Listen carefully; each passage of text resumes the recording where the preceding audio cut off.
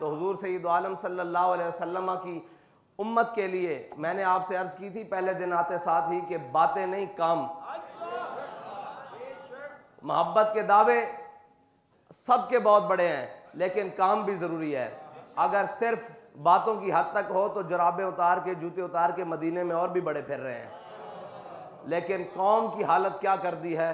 بھوک سے مار دیا ہے, افلاس سے مار دیا ہے, قوم کا پتہ ہی نہیں. سب سے بنیادی بات, کسی نے پوچھا ہمارے قائد سے کہ اسلام کیا دیتا ہے, تو آپ نے فرمایا اسلام بنیادی ضرورتیں ضرورت مند کے دروازے تک پہنچاتا ہے. اب اس سے جامع اسلام کی تشریح کیا ہو سکتی ہے کہ بنیادی ضرورتوں کو ضرورت مند کے دروازے تک پہنچاتا ہے. اگر کوئی آٹے کا ضرورت مند ہے تو اس کے دروازے تک پہنچاتا ہے, یہ نہیں کہ اس کو آٹے کی لائنوں میں کھڑا کر دیتا ہے. اسلام کی معیشت یہ ہے. لیکن بدل دیا تو نے رخ مشرق کو اے مغرب, تیری ہوا سے بچائے خدا زمانے کو. آج ہوا یہ کہ سب کچھ کھا کر آج پاکستان کے سب سے بڑے صوبے کا گورنر یہ کہہ رہا ہے کہ ہم نے کچھ پیسے یا ادھار کے بدلے ہم سے IMF نے سب کچھ لکھوا لیا ہے. آپ یہ دیکھیں کہ دنیا میں کہیں بھی جب قومیں انسان بستے ہیں تو وہاں ادھار لیے بھی جاتے ہیں, دیے بھی جاتے ہیں.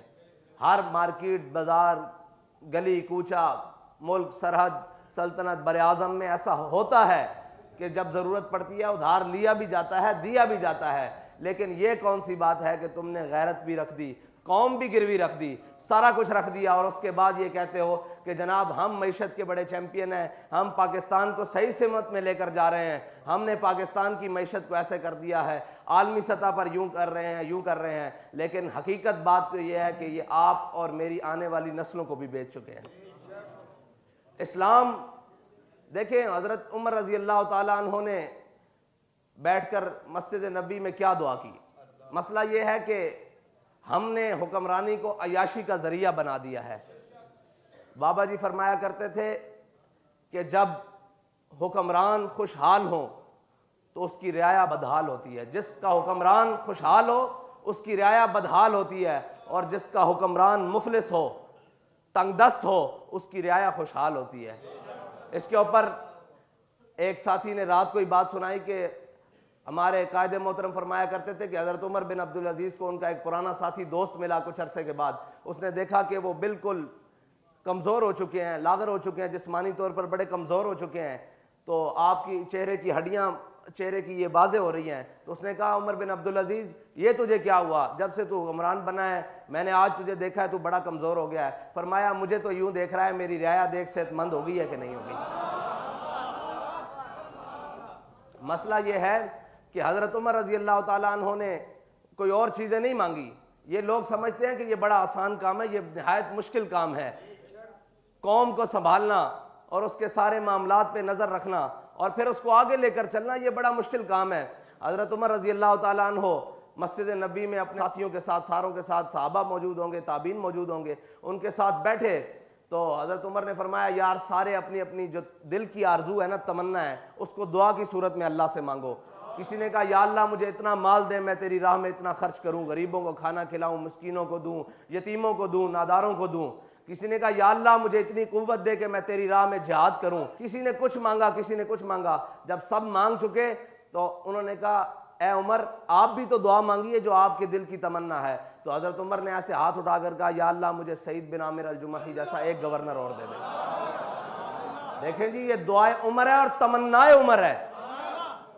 دعائے عمر ہے اور ساتھ میں تمنائے عمر ہے کہ عمر کی تمنا یہ ہے کہ مجھے زندگی نہ دے لمبی, مجھے کچھ نہ دے, مجھے ایک سعید بن عامر الجمحی جیسا گورنر دے دے. اور وہ سعید بن عامر الجمحی جیسا گورنر کیا ہے؟ تو حضرت سعید بن عامر الجمحی وہ ہیں کہ جب حضرت عمر نے اپنے دور خلافت میں غریبوں کی, حمص کے غریبوں کی لسٹ منگوائی تو سب سے اوپر ایک نام لکھا ہوا پایا, اس کے اوپر لکھا تھا سعید بن عامر. حضرت عمر نے فرمایا یہ سعید بن عامر وہی ہے جو ہمارا گورنر حمص ہے. انہوں نے کہا جی یہ وہی ہے جس کو آپ نے گورنر لگا ہوا ہے حمص کا, یہ سعید بن عامر الجمحی ہے.